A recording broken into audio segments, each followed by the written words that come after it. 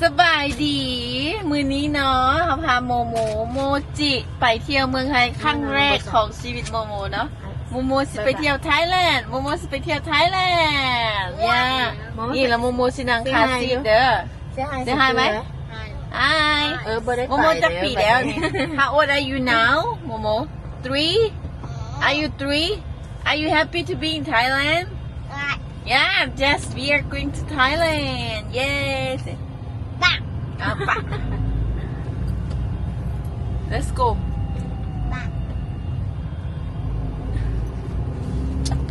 ตอนนี้เรามาฮอตดาวแล้วเนาะสาวเตียกับไอจีไปเฮ็ดเอกสารอยู่โมเนี่ยคิดดื้อให้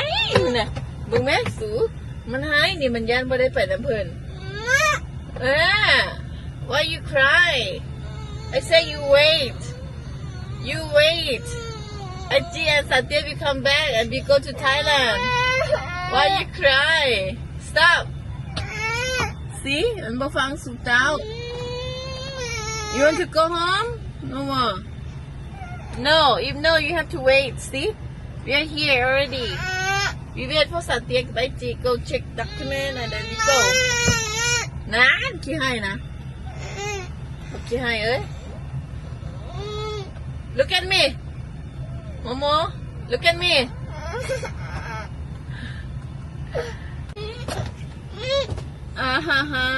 Crying baby boy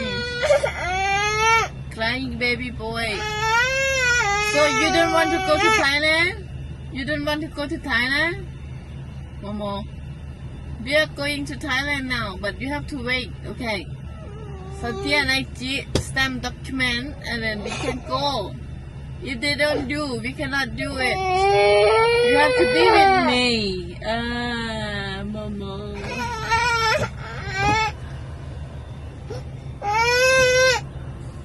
Hey Momo we are going to Thailand See Did you see that Momo ฮะเบิ่งน้ำได้โมโม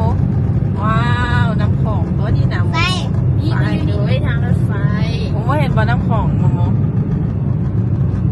ว้าวโมโมลุกโอ้น้ำของนะโมโมเนี่ยโมโมเบิ่งน้ำของโมโมย่าน้ำของโมโมว้าวอ่ะโมโมนี่อย่างทุกคนเข้ามาเมืองไทยแล้วนะตอนนี้มันอยู่ห้างเซเว่นเนาะย้อนอย่างบักหมานี่มันให้นี่แหละบักหมาให้ยังหมา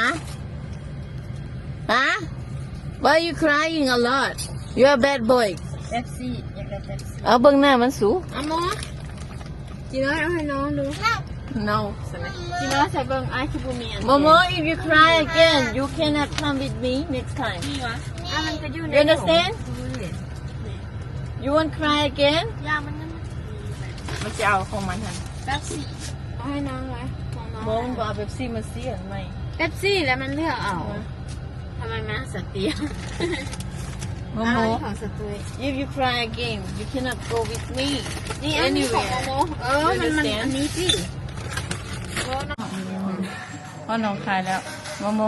มากินข้าวเด้อทุกคนทางแคมป์ของทุกคนโม Are you hungry No ข้าวนั่นมันอยากกินข้าวกับเตี้ยมันก็อยากกินข้าวไม่อยากเข้าเมื่อยสิตายมันสิตายนะโมคิดดื้อนี่นะไอ้บอลอายุคิดดื้อyes อันที่กินอันนี้กินอย่างทอดปีกไก่แล้วก็ว้าวนี่ไหนไม่กินที่งานจะกินแล้วโอเคเราเป็นคนมันผลคือโอเคปลาเด็กว้ายอาหาร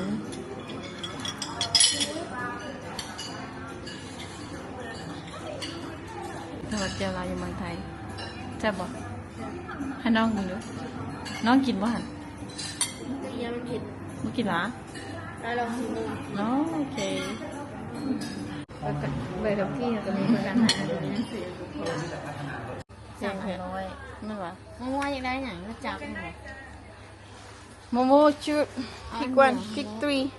300อ่ะเอา3มันพุ่นนะ บ่เอาอันเดียวมองว่าอยากได้ตัวใด อันนี้เท่าไหร่ล่ะ 40 โมโมชุดวัน หยิบเอา which one เอาตัวนั้นละบ่เอาอันนี้ let's go บ่จับเอา โมโมว้าฝนตก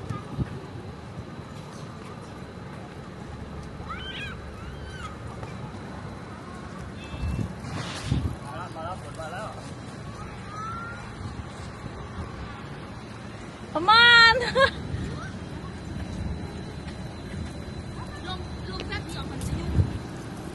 ได้อยู่มั้ย ลงแป๊บเดียวจับจี้อัน โมโม what is that what is that ไฟรถไฟตีว้าวไฟบอก it's your first time โมโมสีรางรถไฟอู้นี่มันเบิ่งของแท้ได้บัดนี้โมโมใหญ่แท้เนาะมันเบิ่งพูดโมโมไฟนะพูด look โมโมพูดไฟนะ อันนี้มันก็เคยมา แซมโหเคยมาตอนไหนเอาไฟน้องค่ะก็เคยมาเท่อเดียวโนมีแต่ยูจิกับไผ่บัวนั่นนะตอนยังน้อยๆนะนั่นบอกจีนวยติดบ่ท้ายหุบอยู่นี่นะยูจิกับไผ่ จี้ผู้เดียว ว่า ไฟ ไปใส่ไฟMomo is your first time to see Momo is your first time yes is your first time to see รถไฟ ใช่ รถไฟ is your first time yes your first time to see รถไฟ Ooh you see real รถไฟ is it big Momo is it big wow so big นี่โมโมกับรางรถไฟ ล่างอย่างวะล่าง เพิ่นเห็นนะเพื่อนทวิตได้นี่ปุ้ยไผสอนเห็นรางรถไฟแล้วก็เว้ารถไฟย้อนหยังย้อนว่าเพิ่นมีรถไฟน้อย เนาะโมโมเล่นไฟรถไฟน้อยอยู่เฮือนตลอดไป let's go จับมือแม่รถเลยโอ้โหว่าไม่เคยเห็น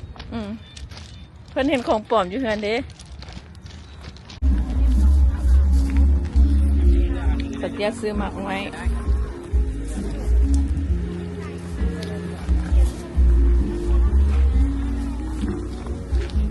หมักไม้อาหารหลายโมโมไปเสร็จละโอ้ยูจิว่ายูไปสีเมืองให้น้องสีเมืองน้ำกัดเพชรบอสิกินได้เลยตัวให้ก็กินก่อนแล้วให้น้องกินนะอุ้ยเด็กเป็นจังไดให้น้องมึงไปนี่โมโมกินไหมนี่เริ่มแน่ กินได้ป่ะครับโอ้กินได้ป่ะ ยำมันกินอันนี้แหละกินยำทุกคน แซ่บอยู่ ได้อยู่วันนี้ โมโม did you have fun today did you have fun today yes but you cry a lot you cry a lot what are you looking for huh what are you looking for you find your car huh oh you cry see you